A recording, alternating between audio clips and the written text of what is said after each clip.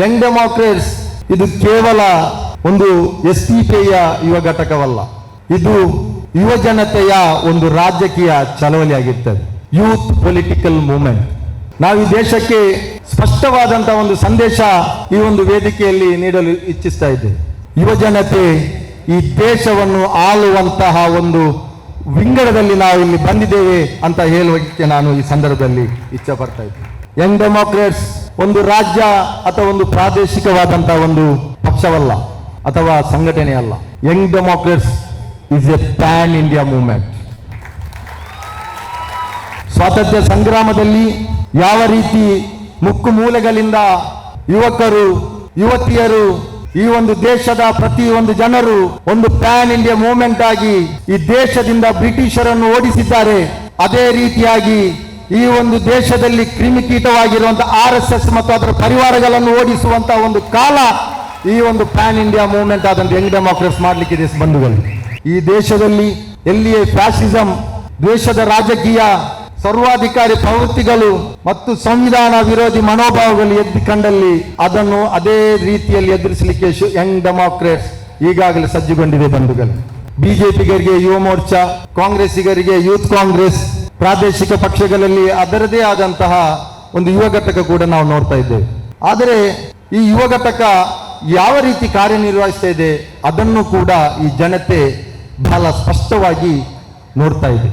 ಕಾಂಗ್ರೆಸ್ನ ಯುವ ಘಟಕದಲ್ಲಿ ತನ್ನ ಪಕ್ಷದ ನಾಯಕರಿಗೆ ಯಾರಾದರೂ ಏನಾದರೂ ಹೇಳಿದರೆ, ಪಕ್ಷದ ನಾಯಕರು ಜೈಲಿಗೆ ಹೋದರೆ ಈ ಯುವಕರನ್ನ ಬಳಸಿಕೊಂಡು ರಸ್ತೆಗೆ ಇಳಿಸುವಂಥದ್ದು, ಜೈಲಿಗೆ ಕಳಿಸುವಂಥದ್ದು, ಟೈರ್ಗೆ ಬೆಂಕಿ ಹಾಕುವಂಥದ್ದು ನಾವು ಕಾಣ್ತಾ ಇದ್ದೇವೆ. ಇನ್ನೊಂದು ಕಡೆ ಬಿಜೆಪಿ ಅವರು ಇಂಥ ಯುವಕರ ಒಂದು ತಂಡವನ್ನು ಕಟ್ಟಿ ಅಮಾಯಕರ ಮಾಬ್ ಲಿಂಚಿಂಗ್ಗೆ ದೊಂಬಿ ಎಬ್ಬಿಸಲು, ವಿದ್ಯಾರ್ಥಿ ಪರ ಹೋರಾಟಗಾರರ ಮೇಲೆ ಶಾಯಿ ಎರಚಲು ಇಂಥ ಒಂದು ವಿಭಾಗವನ್ನಾಗಿರ್ತದೆ. ಈ ಎರಡು ರಾಷ್ಟ್ರೀಯ ಪಕ್ಷಗಳು ಇಲ್ಲಿ ತನ್ನ ಯುವಕರನ್ನ ಇಲ್ಲಿ ಬಳಸ್ತಾ ಇದೆ. ಆದರೆ ಬಹುಸಂಖ್ಯಾತರಾಗಿರುವಂತಹ ಯುವ ಜನತೆ ಈ ದೇಶದಲ್ಲಿ ಸುಮಾರು 65% ಈ ಒಂದು ಜನಸಂಖ್ಯೆಯಲ್ಲಿ ಇರುವಂತಹ ಯುವ ಜನತೆಯ ಆ ಒಂದು ವಿದ್ಯಾಭ್ಯಾಸವನ್ನು ರಾಜಕೀಯಗೊಳಿಸುತ್ತಿರುವಂತಹ ಈ ಒಂದು ಸಂದರ್ಭದಲ್ಲಿ, ತಮ್ಮ ಕಲಿಕೆಯ ನಂತರ ನಿರುದ್ಯೋಗದಲ್ಲಿ ಬಳಲುತ್ತಿರುವಂತಹ ಒಂದು ಸಂದರ್ಭದಲ್ಲಿ, ಸಾಮಾಜಿಕ ನ್ಯಾಯಕ್ಕಾಗಿ ಪರದಾಡುವಂತಹ ಒಂದು ಸಂದರ್ಭದಲ್ಲಿ ನಮಗೆ ಈ ಒಂದು ದೇಶದಲ್ಲಿ ಯಾವುದೇ ರೀತಿಯಾದಂತಹ ಒಂದು ಪ್ಲಾಟ್ಫಾರ್ಮ್ ಇಲ್ಲ ಅಂತ ಭಾವಿಸಿ ಈ ಯುವಜನತೆಯ ದಾರಿ ತಪ್ಪಿಸುವಂತಹ ಒಂದು ಸಂದರ್ಭದಲ್ಲಿ ಆಗಿರ್ತದೆ ಯಂಗ್ ಡೆಮಾಕ್ರೇಟ್ಸ್ ಈ ದೇಶದಲ್ಲಿ ಒಂದು ಹೊಸ ಹುರುಪು ಮತ್ತು ಹೊಸ ಹುಮ್ಮಸ್ಸನ್ನು ಬಂದು ಈ ಒಂದು ದೇಶದಲ್ಲಿ ನಾವು ಅನಾವರಣಗೊಳಿಸ್ತಾ ಇರುವಂತದ್ದು. ನಾವು ಕೇವಲ ನಮ್ಮ ಕಾರ್ಯಕರ್ತರಿಗೆ ನಾಯಕತ್ವವನ್ನು ನೀಡಲು ಇಲ್ಲಿ ಬಂದಿರಲಿಲ್ಲ. ನಾವು ಈ ದೇಶದ ಪ್ರತಿಯೊಂದು ವರ್ಗದ, ಪ್ರತಿಯೊಂದು ಜಾತಿ ಧರ್ಮದ, ಪ್ರತಿಯೊಬ್ಬ ಯುವಕರ ಯುವತಿಯರ ಎಲ್ಲರಿಗೂ ನಾಯಕತ್ವವನ್ನು ನೀಡಲಾಗಿರ್ತದೆ. ಯಂಗ್ ಡೆಮಾಕ್ರೇಟ್ಸ್ ಈ ಒಂದು ದೇಶದಲ್ಲಿ ನಾವು ಇಲ್ಲಿ ಪರಿಚಯಿಸ್ತಾ ಇದ್ದೇವೆ ಬಂಧುಗಳೇ. ಇಲ್ಲಿ ಯುವಕರನ್ನ ತೃಪ್ತಿಪಡಿಸಲು ಸಾಮಾಜಿಕ ಜಾಲತಾಣಗಳಲ್ಲಿ ಬಂದು ಮಧ್ಯರಾತ್ರಿಯಲ್ಲಿ ಫ್ರೆಂಡ್ಸ್ ಅಂತ ಹೇಳಿದ್ರೆ ಈ ಯುವ ಜನತೆಯ ಸಮಸ್ಯೆ ಇಲ್ಲಿ ಪರಿಹಾರ ಆಗಲಿಕ್ಕೆ ಸಾಧ್ಯ ಇಲ್ಲ. ಯುವ ಜನತೆಯ ಭವಿಷ್ಯದ ಬಗ್ಗೆ ಸ್ಪಷ್ಟ ದೃಷ್ಟಿಕೋನ ಮತ್ತು ನಿಷ್ಠಾವಂತ ಕಾರ್ಯಯೋಜನೆ ಇಲ್ಲಿ ಅಗತ್ಯತೆ ಇದೆ.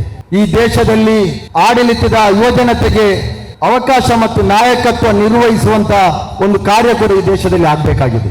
ಯುವಕರಿಗೆ ಪ್ರಶ್ನಿಸುವ ಹಕ್ಕಿದೆ, ಯುವಕರಿಗೆ ಗುಣಮಟ್ಟದ ಶಿಕ್ಷಣದ ಅವಶ್ಯಕತೆ ಇದೆ, ಯುವಕರಿಗೆ ಸಂಘಟಿಸುವ ಮತ್ತು ಹೋರಾಟಕ್ಕೆ ಅವಕಾಶಗಳಿವೆ, ಯುವಕರಿಗೆ ಘನತೆ, ಸಮಾನತೆ ಮತ್ತು ಎಲ್ಲರ ಹಾಗೆ ನಾವು ಕೂಡ ಬದುಕಲು ಅವಕಾಶವಿದೆ.